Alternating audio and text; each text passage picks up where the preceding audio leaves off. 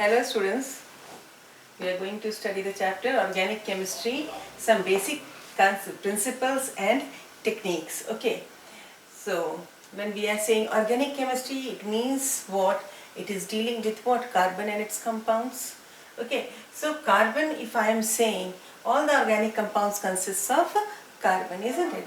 Along with that, it can consist of hydrogen, oxygen, nitrogen and all other elements. Okay, but basically organic compounds are made up of what? Carbon.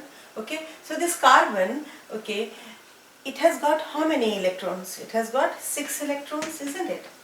And 6 electrons, so configuration becomes what? 2 and 4. When you do it in 1s2, 2s2, okay, and 2p2, okay, this comes. So here we are saying that it consists of 4 electrons in its outermost shell. Okay, so 4 electrons, it means it can give 4 electrons or it can take 4 electrons. Okay, so basically what happens, it takes 4, it shares, do covalent bonding, and it forms the compound by sharing, isn't it?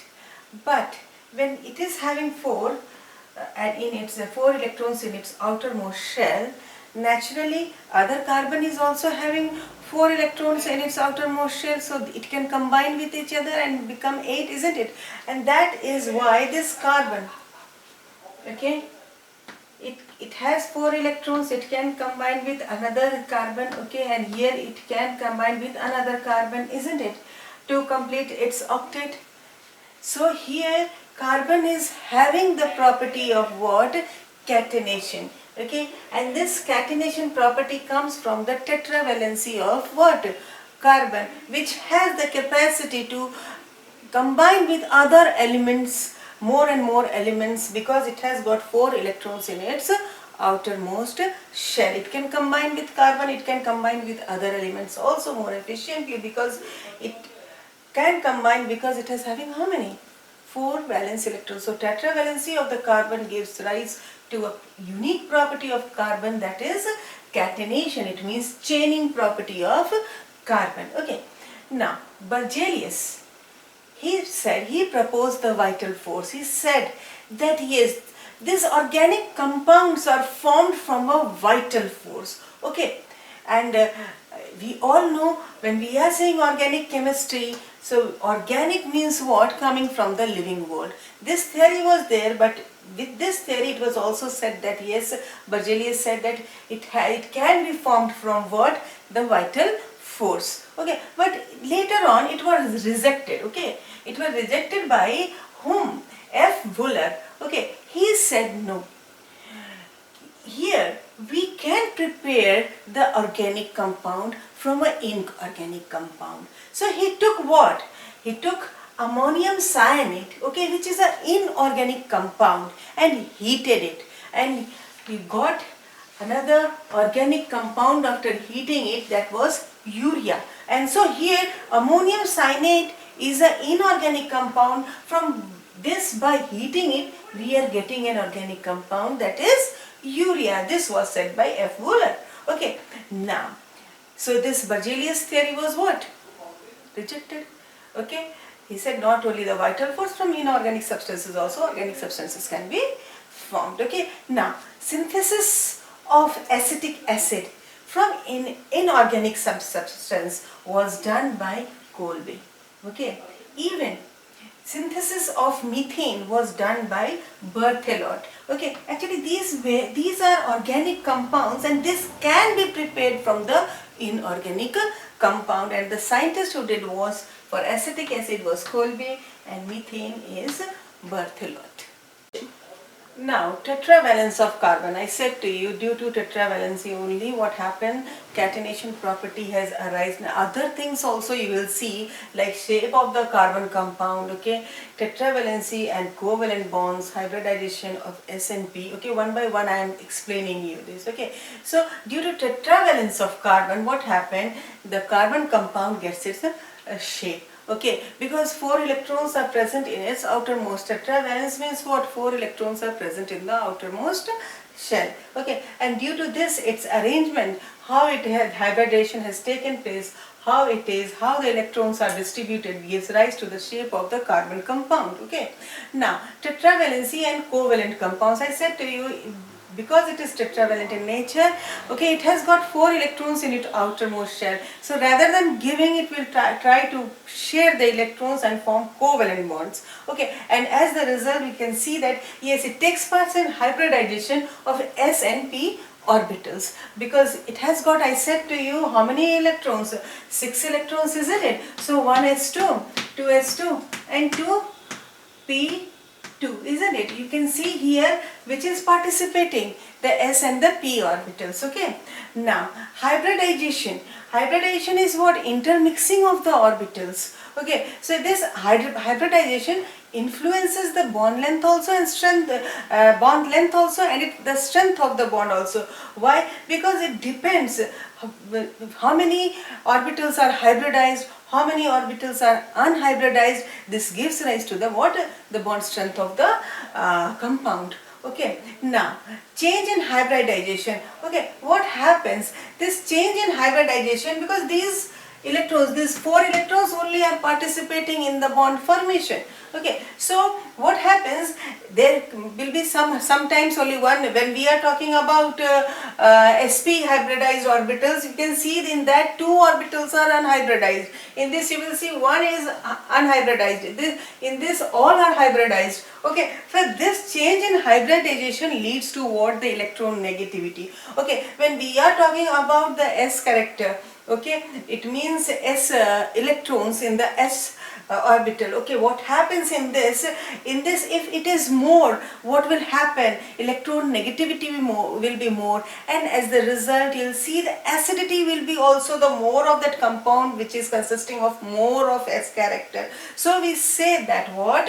You can see here sp3 has the least, then comes sp2, and then comes sp orbital. Okay, now here you can see in this, as the orbitals are unhybridized, okay, so which type of bonding will occur? That is the pi bond. Okay, which are hybridized? In this all the orbitals are hybridized, and as a result you will see what? Sigma bond. But here one is left, and as the result what will happen?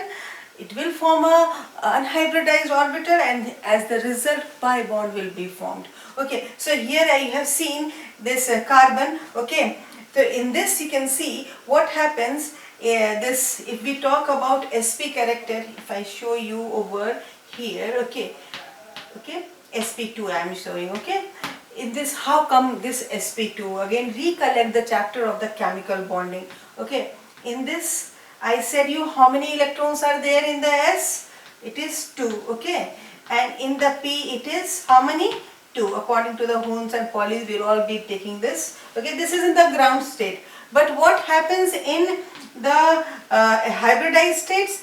In this you will see what? This s and p, it is the intermixing of the orbitals. Okay, so what happened? Now the electron has shifted, isn't it? And here you will see what? In this, you will be seeing this, that yes, if 1s and 3p characters are there, so it becomes sp3. If one remains unhybridized, here the electrons will not participate in the bonding, so then it will form what? sp2. Okay, and likewise if this also doesn't participate in the hybridization, it remains unhybridized, then it will become sp. Okay, so here you can see this is of the what? sp2. In this, one is unhybridized, and as the result, when it is unhybridized, it will not participate in intermixing, isn't it, of the orbitals like this. So what happens here? They are hybridized, isn't it?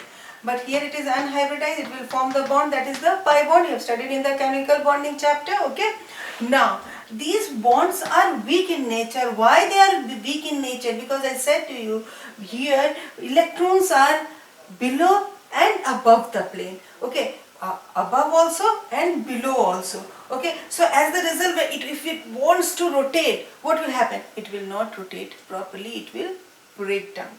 Okay, so these bonds are weak bonds, and they can be easily, any attacking agent can easily attack it, and attack it means any electrophile or nucleophile, any of the attacking agents can react over here, and another bond can be formed, forming another compound. Now, structural representation of organic compounds. How can organic compounds be represented? Okay, so complete structure can be there. Okay, complete structure can be there, condensed structure can be there, and bond line structure can be there. Okay, so when we are talking about complete structure, like ethane's formula is C2H6. Okay, so we can represent in this manner. Okay, so this is complete structural, complete structure of what? Ethane. Okay, now likewise any other compound, if you take it and you represent it completely, it is what? The complete structure of that compound. Condensed structure, here as the name is suggesting, okay, here there will be a short form. For example, if I have taken CH3, CH2, CH2, CH2 and CH. Okay, so here we can write it in short form like CH3, CH2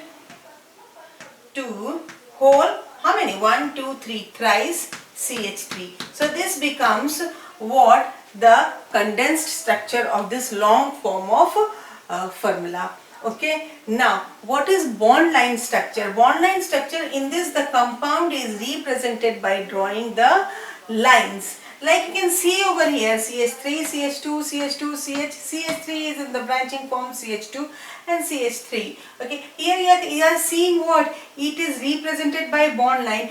I have written over here CH3, CH2 and CH2. It is not written also if it is in this form. Okay. Then also you will understand that here one carbon is there, here another, and here also nothing is written. If any functional group is written, it is okay. If nothing is written, it means what will be there? CH3, okay? In the branch form also. Here also one carbon, here also one carbon. So you will be counting the carbon in this manner. 1, 2, 3, 4, 5, 6 and 1 O is in the branching form. Okay, so this is how the bond line is represented. Now let us study three-dimensional representation of organic compound. How can this organic compound can be represented three-dimensionally on paper? Okay, so here I have taken the example of methane. Okay, here you can see methane consists of how many hydrogen? 4 hydrogen, isn't it? And 1 carbon. So carbon in the center, and in order to, we can't three-dimensionally to represent on paper, it becomes difficult.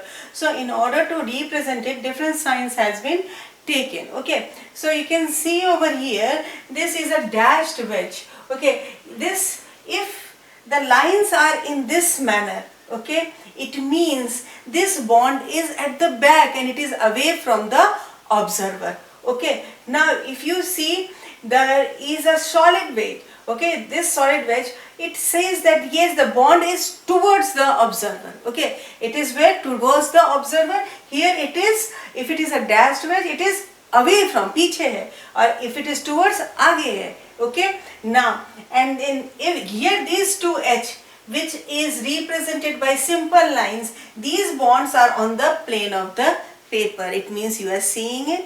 Okay, this I said to you, solid wedge, it is towards the observer, and this is at the, away from the observer, you can say it is at the back. Okay, so this is how any organic compound can be represented three-dimensionally on the paper, which we use it for our studies. Okay, so this is all for today. Okay, in the next class we'll be studying about the classification. Okay, good day, take care.